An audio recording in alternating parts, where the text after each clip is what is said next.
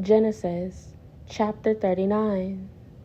When Joseph was taken to Egypt by the Ishmaelite traders, he was purchased by Potiphar, an Egyptian officer. Potiphar was captain of the guard for Pharaoh, the king of Egypt. The Lord was with Joseph, so he succeeded in everything he did as he served in the home of his Egyptian master. Potiphar noticed this and realized that the Lord was with Joseph, giving him success in everything he did. This pleased Potiphar, so he soon made Joseph his personal attendant. He put him in charge of his entire household and everything he owned.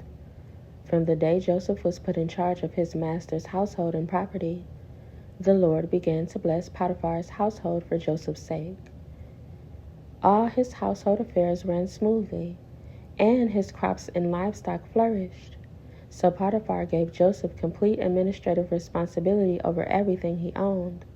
With Joseph there, he didn't worry about a thing except what kind of food to eat.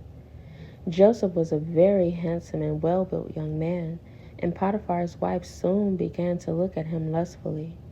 "Come and sleep with me," she demanded, but Joseph refused. "Look," he told her, "my master trusts me with everything in his entire household. No one here has more authority than I do. He has held back nothing from me except you, because you are his wife. How could I do such a wicked thing? It would be a great sin against God." She kept putting pressure on Joseph day after day, but he kept refusing to sleep with her, and he kept out of her way as much as possible. One day, however, no one else was around when he went in to do his work. She came and grabbed him by his cloak, demanding, "Come on, sleep with me." Joseph tore himself away, but he left his cloak in her hand as he ran from the house. When she saw that she was holding his cloak and he had fled, she called out to the servants. Soon all the men came running. "Look," she said, "my husband has brought this Hebrew slave here to make fools of us. He came into my room to rape me, but I screamed.